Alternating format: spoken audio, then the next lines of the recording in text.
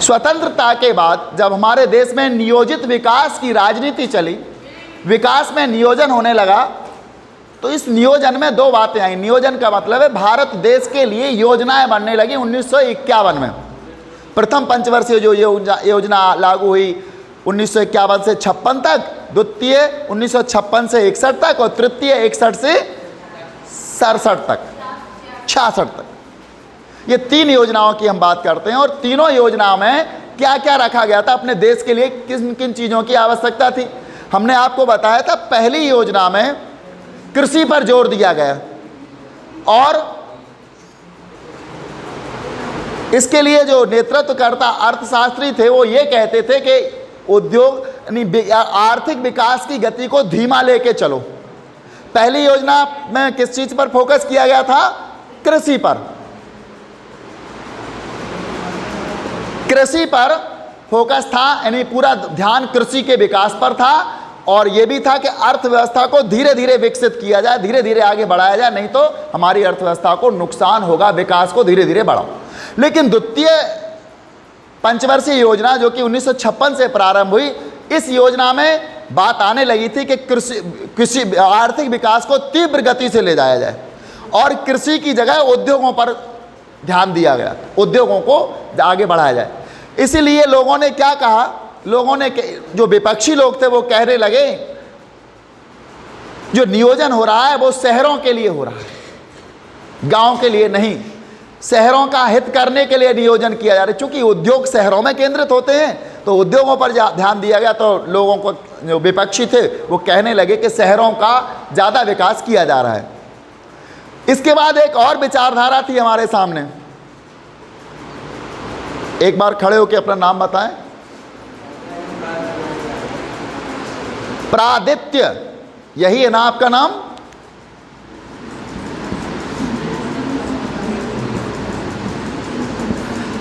सही लिखा है आपका नाम? इस नाम का आशय आपकी समझ में आ रहा है ना? बड़ा सोच समझ के इनका नाम रखा गया होगा इनके परिवार के लोगों द्वारा, या कोई इनके परिवार में निश्चित है कि कोई विद्वान व्यक्ति है, ये हम मानते हैं, तुम लोग भी मानते होगे। चूंकि ज़्यादातर नाम गोलू, भोलू, टोलू ऐसे रख ले जाते हैं, राजू, राकेश, पप्पू ऐसे नाम रख लेते हैं बचपन में, और आगे चल के दीपक, राजू ऐसे नाम रख लिए जाते हैं। लेकिन ये नाम क्या होते हैं, ये तो किसी ने बता दिया और रख लिए, या टीवी सीरियल में देख करके नाम रख लिए, विराट, आरव, सचिन, रजित ऐसे नाम रख लिए।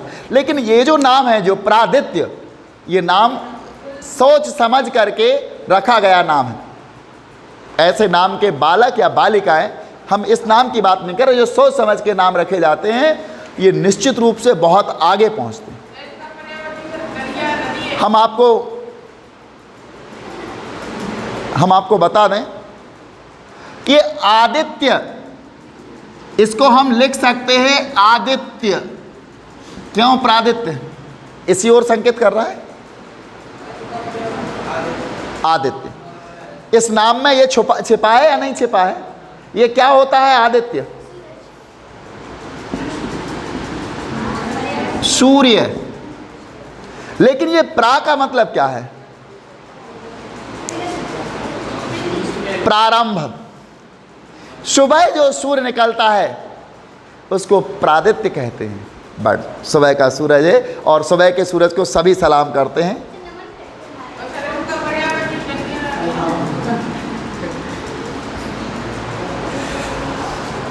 तो यहाँ एक बात आई थी हमारे नियोजन में, पूरब और पश्चिम की, यानी सोवियत संघ और संयुक्त राज्य अमेरिका की। यूरोपीय देशों की कार्यप्रणाली पूंजीवाद और उदारवाद थी और उसको हम अपनाना नहीं चाहते थे, चूंकि उस समय वो फ्लॉप थी। और सोवियत संघ की जो व्यवस्था थी, समाजवादी व्यवस्था, इसको हम अपनाना चाह रहे थे। और हमारे देश के जो योजनाकार थे, इन लोगों ने दोनों का मिश्रण करके एक ऐसी प्रणाली बनाई, हमारे यहाँ आर्थिक प्रणाली, आर्थिक व्यवस्था ऐसी लगाई जिसमें उदारवाद, पूंजीवाद और समाजवाद का समायोजन हो सके, ऐसी व्यवस्था बनाई। अब यहाँ विवाद का मुख्य विषय था उद्योग बनाम कृषि या कृषि बनाम उद्योग, और दूसरा विवाद का विषय था निजी क्षेत्र बनाम सार्वजनिक क्षेत्र। निजी क्षेत्र क्या होता है? निजी क्षेत्र का मतलब होता है जो भी उत्पादन के साधन है इस पर निजी स्वामित्व हो, और सार्वजनिक क्षेत्र का मतलब होता है उत्पादन के साधनों पर सरकार का नियंत्रण हो। अब हम यहाँ उद्योग, कृषि बनाम उद्योग की बात करेंगे। तो ये क्या कह रहे हैं, इसको समझना है अच्छे से आपको। हम एक बड़े सवाल से पहले ही परिचित हो चुके हैं। यह सवाल है कि भारत जैसी पिछड़ी अर्थव्यवस्था में कृषि और उद्योग के बीच किसमें ज़्यादा संसाधन लगाए जाने चाहिए। भारत सरकार को ये सोचना है कि हम कृषि में ज़्यादा संसाधन लगाएं या फिर उद्योगों में। एक पिता है जिसका नाम है भारत। ये दोनों बेटों में से किस बेटे को ज़्यादा लाड़ या प्यार करे? अब अगर वो कृषि को करता है तो ये पीछे रह जाएगा बेचारा, और इसको करता है तो ये तो हम बाहर से बैठ के सोच रहे हैं कि वो इसको प्रेम करे, लेकिन एक पिता की दृष्टि से आप सोचना वो कैसे कर सकता है किसी को आगे पीछे।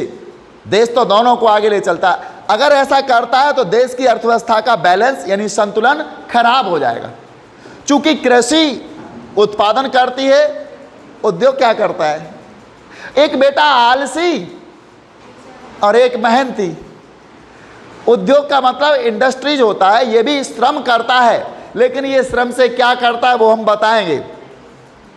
कृषि सीधे सीधे धन उत्पन्न करती है। कृषि क्या करती है?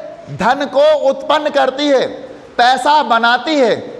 आपके खेत में जो भी उत्पादन होता है वो जमीन से आप निकाल के लाए, लेकिन उद्योग क्या करता है?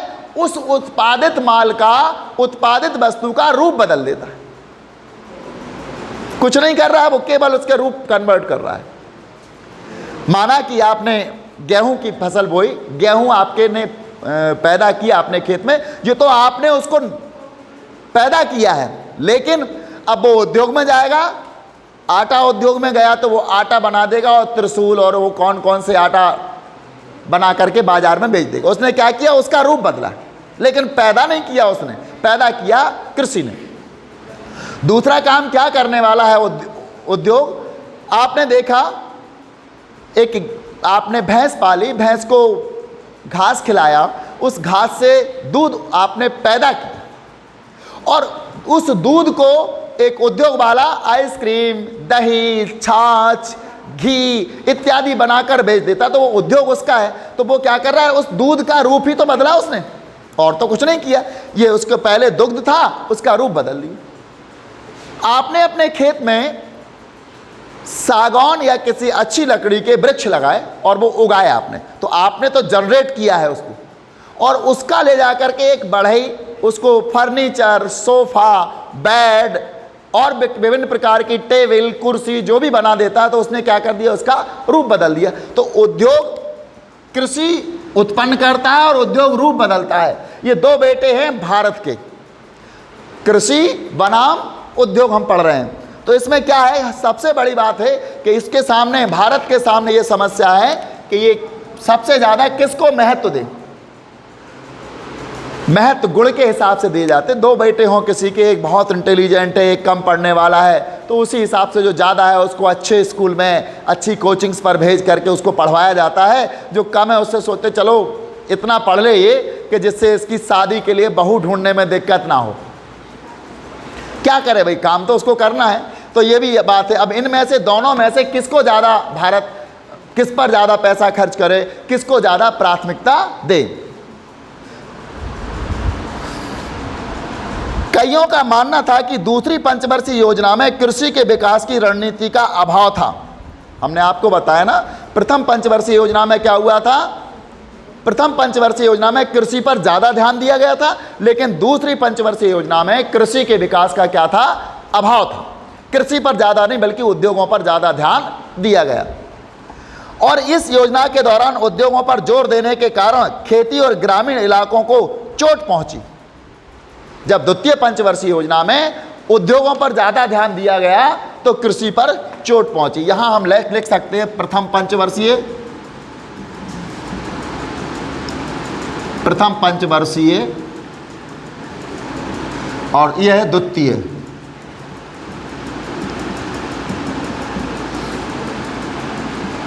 यहां द्वितीय में इस पर ज़्यादा जोर दिया गया और इसमें प्रथम में दिया गया।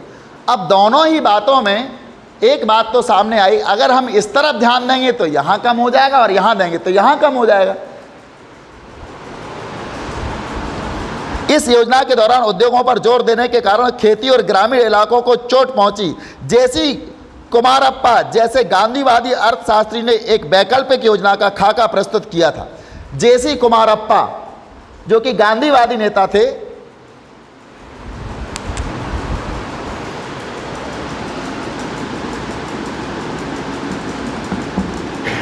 जेसी कुमारप्पा,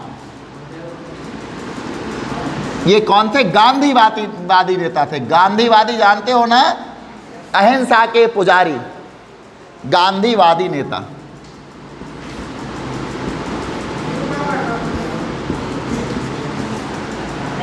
इन्होंने एक योजना बताई भारत सरकार को, भारत के नियोजित अर्थव्यवस्था जो आर्थिक विकास कर रहे थे उनको एक योजना बताई। इन्होंने योजना का खाका प्रस्तुत किया, यानी उसका एक स्ट्रक्चर बनाया योजना का, जिसमें ग्रामीण औद्योगिकरण पर ज़्यादा जोर था। उनने कहा था कि औद्योगिकरण कहाँ किया जाए? गांव में किया जाए। अगर आप औद्योगिकरण करना ही चाहते हो तो गांव में करो। वैसे तो सिगरेट पीना स्वास्थ्य के लिए हानिकारक है, लेकिन यदि आप पीना ही चाहते हो तो जहां मच्छर ज़्यादा हो वहां पियो, कम से कम मच्छर भी तो भागेंगे। तो जेसी कुमारप्पा ने कहा कि आप उद्योग पर ज़्यादा ध्यान दे रहे हैं, उद्योग लगाना ही है आपको, तो कौन सी जगह लगाए जाए उद्योग? ग्रामीण क्षेत्र में। तो ग्रामीण क्षेत्र का भी विकास हो जाएगा और उद्योग भी आपके आगे बढ़ जाएंगे। बड़े सुविचारित और दमदार ढंग से उठाई थी इन्होंने, ग्रामीण औद्योगिकरण पर जोर दिया। चौधरी चरण सिंह ने भारतीय अर्थव्यवस्था के नियोजन में कृषि को केंद्र में रखने की बात बड़े सुविचारित और दमदार ढंग से उठाई थी। चौधरी चरण सिंह जो कि किसान नेता थे उस समय, चौधरी चरण सिंह का आपने नाम सुना होगा, ये किसान नेता थे और इन्होंने कृषि के विकास को बड़े दमदार तरीके से रखा था, सुविचारित तरीके से बात की थी कि कृषि के विकास को आगे बढ़ाया जाए।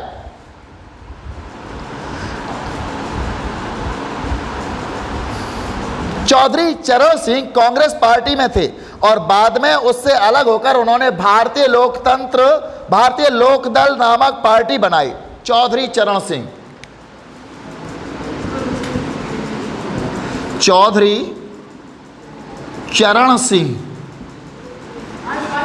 ये कृषि विकास पर इन्होंने बात की थी। पहले कांग्रेस में थे और बाद में इन्होंने एक पार्टी बनाई थी, भारतीय लोकदल पार्टी, भारतीय लोकदल नामक पार्टी बनाई थी इन्होंने। भारतीय लोकदल नामक पार्टी की स्थापना। पहले ये कांग्रेस में थे और कांग्रेस से अलग होकर इन्होंने भारतीय लोकदल नामक पार्टी बनाई और ये कृषि के विकास पर ज़्यादा जोर दे रहे थे। इनका उद्देश्य था कृषि विकास।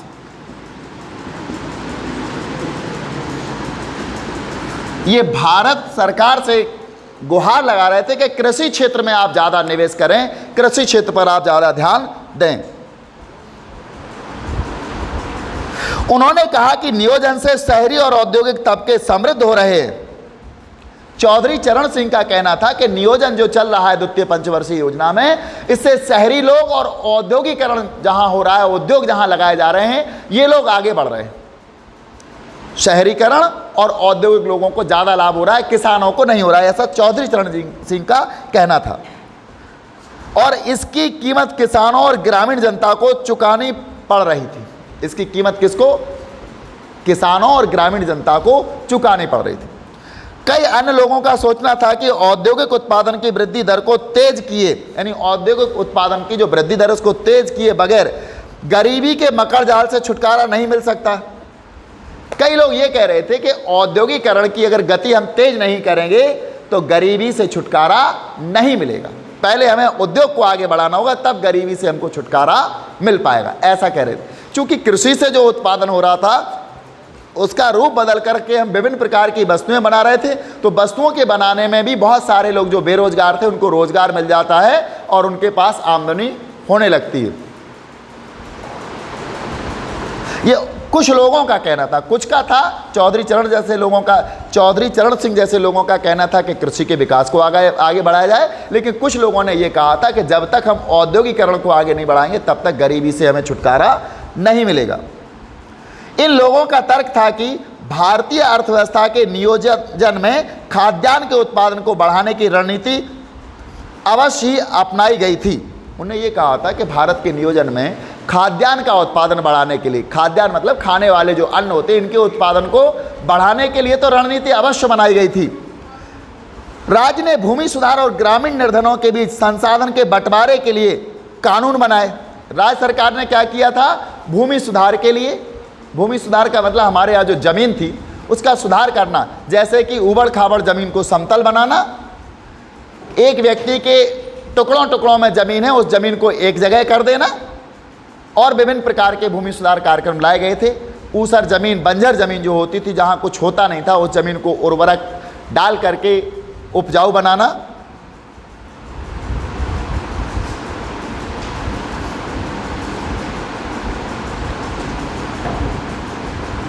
तो भूमि सुधार और ग्रामीण निर्धनों के बीच संसाधन के बंटवारे के लिए बहुत सी योजनाएं बनाई। नियोजन में सामुदायिक विकास के कार्यक्रम, सामुदायिक का मतलब होता है एक समुदाय।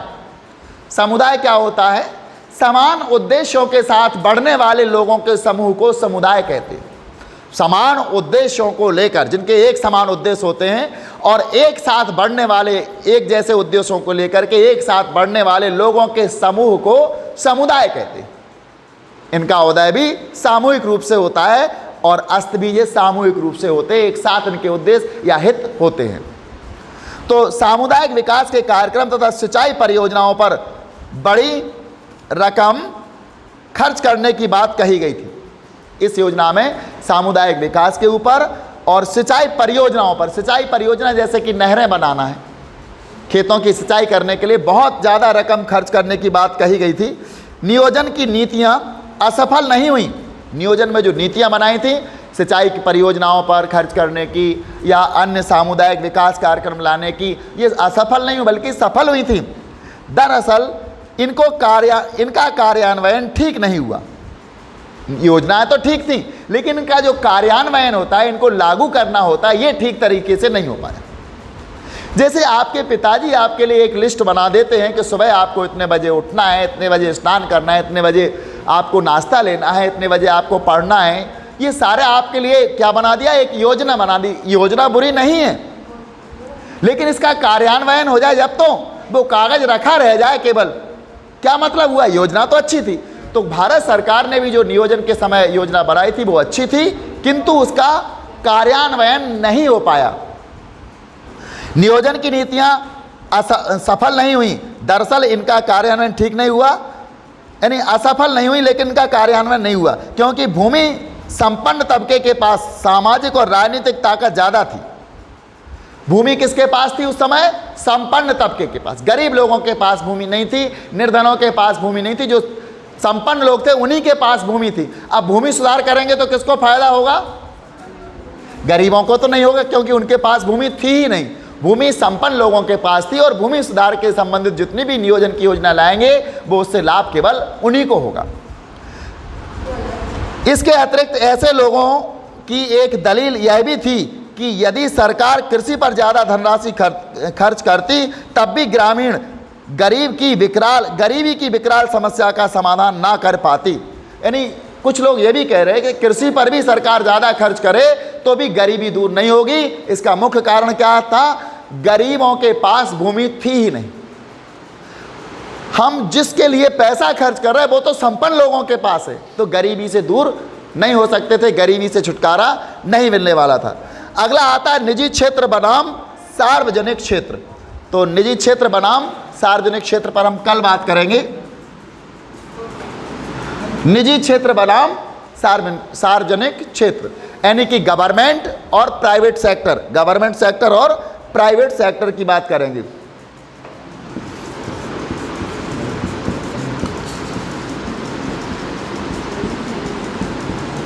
सार्वजनिक,